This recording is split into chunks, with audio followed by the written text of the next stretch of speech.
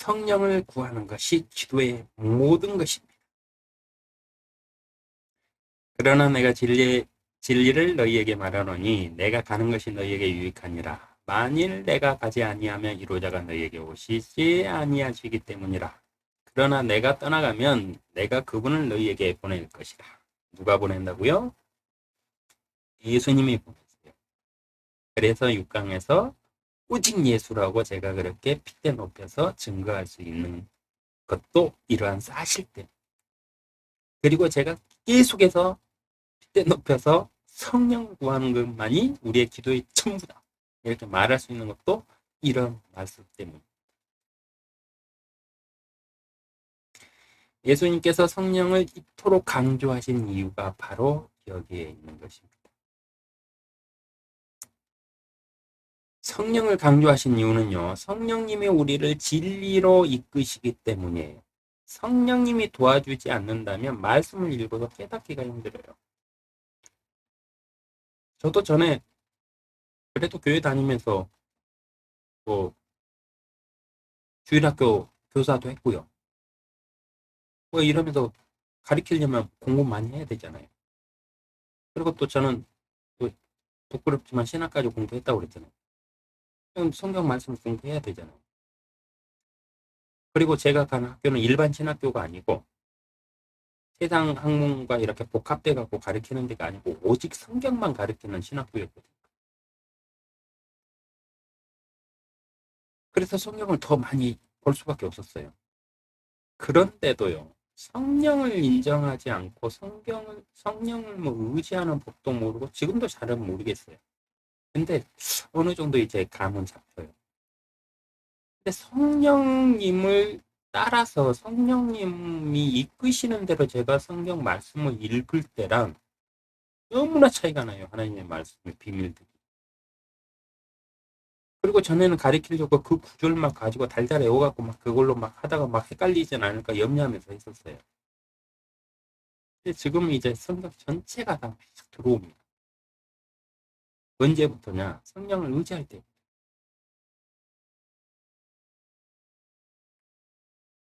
그러나 진리의 영이신 그분이 오시면 너희를 모든 진리로 인도하시리라. 그분은 스스로 말씀하지 아니하시며 무엇이나 들은 것을 말씀하실 것이요. 또 너희에게 다가올 일들을 알려주시리라. 네, 앞서도 살펴본 말씀이에요.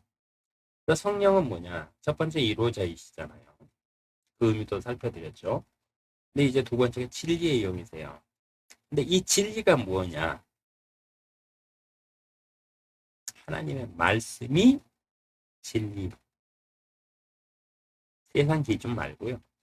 하나님의 기준에서 하나님의 말씀이 진리. 말씀이 육신을 입고 우리 가운데 거하시네. 그래서 우리는 예수님을 찾을 때도 사람의 형상을 찾는 게 아니라 하나님의 말씀을 찾는 거. 근데 이 진리의 영은 무슨 일을 하시느냐? 하나님의 말씀을 우리가 깨닫도록 도와주신다. 그리고 생각나게 해주신다. 앞서서도 말했지만 내가 성경을 전혀 안 읽어요. 성경 구절이 내 머릿속에 기억되어 있지 않아요. 그럼 어떻게 기억나게 하시느냐고요. 그래서 신앙생활을 한다는 건 뭐냐면 다른 거 없더라고. 하나님의 말씀을 계속 읽는 것밖에 없어요. 성령님한테 도와달라고 하면서. 그게 신앙생활이더라고. 신앙생활의 전부가 그거예요. 그 다음에 내가 여유가 있고 형편이 되고 이러면 어려운 자들도 이렇게 도와주시고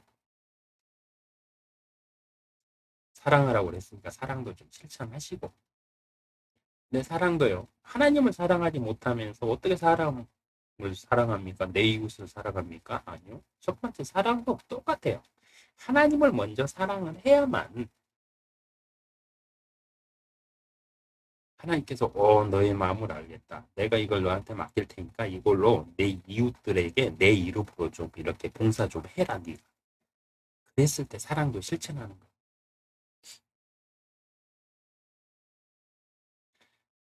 성령님이 안 계신다면 성경 말씀을 읽어도 하나의 책일 뿐이에요. 하나의 그냥 기독교 경전일 뿐이에요. 불교의 불경일 뿐이에요. 이슬람교의 교리 책일 뿐이고 유대인들의 뭐 그런 책일 뿐이에요. 성경도. 성령님이 안 계시고 성령님의 도우심이 없이 성경을 읽는다면 하나의 책일 뿐이에요. 그냥 어떤 사람들의 그냥 철학일 뿐이에요. 이 차이를 극복을 못해서 계속 그리스도인이 되지 못하고 하나님한테 부름받은 자들이 그리스도인이 되지 못하고 종교인이 되는 거예요. 종교인은 사람의 철학이잖아요. 사람이 만드는 게 종교인이고 그리스도인은 하나님의 말씀이 만든다고 제가 말씀드렸죠. 똑같습니다. 이런 기준으로 세상을 보시면은 왜 저들이 저렇게 하는지를 그냥 이해하게 돼요. 그들 안에는 성령님이 없어요. 그러니까 무슨 짓을 해도 그들은 그냥 상관없는 거예요.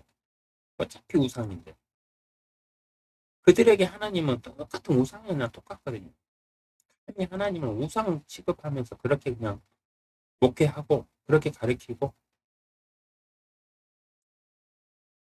예수님 자리에 끼쳐가지고 자기가 선지자라고 그러고 아우 제가 또 얘기하다 보니까 또 열받는데 하나님은 어떻게 참는지 모르겠어요.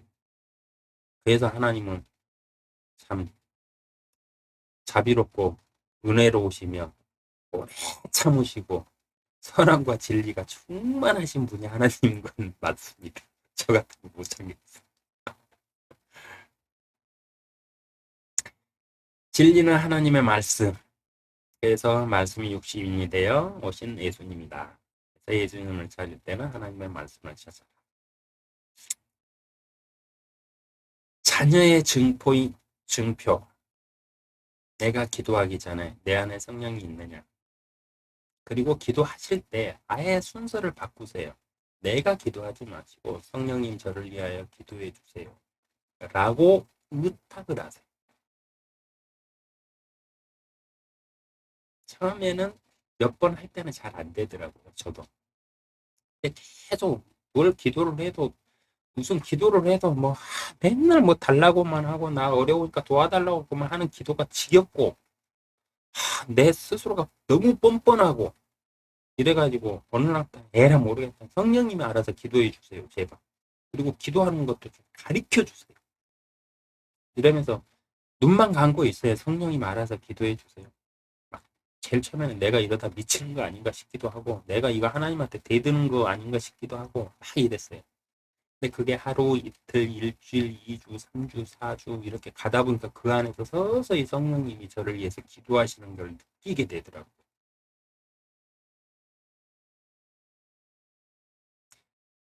그리고 저는 지금 이제 기도를 이렇게 하다 보면 제 기도인지 성령님의 기도인지 이제 분간이 돼요. 성령님의 기도는 하나님의 뜻을 풀어가지고 하나님의 말씀의 기준을 해갖고 막 뭔가를 기도를 해요. 근데 제 기도는 제가 오늘 이 말씀 읽었잖아요. 그럼 묵상한답시고 그 말씀을 다 제가 막 생각해서 하나님 이 말씀이 어떤데 이 말씀이 어떻고 하니 저는 이 말씀 안에서 이렇게 해야 되는 게 맞습니까? 이게 맞다면 이렇게 좀 하게 해주세요. 막 이래요. 그건 제 기도. 근데 이 비율이 지금 어마어마하게 뒤바뀌었습니다. 지금은 제 기도는 거의 없어요. 딱 기도할 때 성령님 하면 기도하세요. 정말 나를 그리고 깨닫게 해주세요. 그러다 보니까 내가 막 억지로 저는 죄인입니다. 막 기도원에서 방언 받는다고 막 일주일 동안 막 밤에 나무 한 그루 뽑아야 된다고 그래서 막 그거 흔들면서 막 회개 기도하고 이랬거든요. 가식이었더라고요. 돌이켜보니까. 성령님이 하시는 기도 중에 회개는요. 어마어마한 놀라운 일들이 일어나요. 그래서 여러분도 꼭 자녀의 중표인 성령님이 계시는지 하시고요. 진리로 인도하시는 분이 성령님이라는 것을 신뢰하시고요.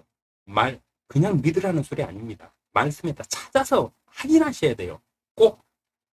그리고 그걸 깨닫고 나서 진리로 인도하시는 성령님께 의지하는 법을 배우세요. 그게 바로 기도 생활이고 신앙생활. 무엇에 기초하여? 하나님의 말씀.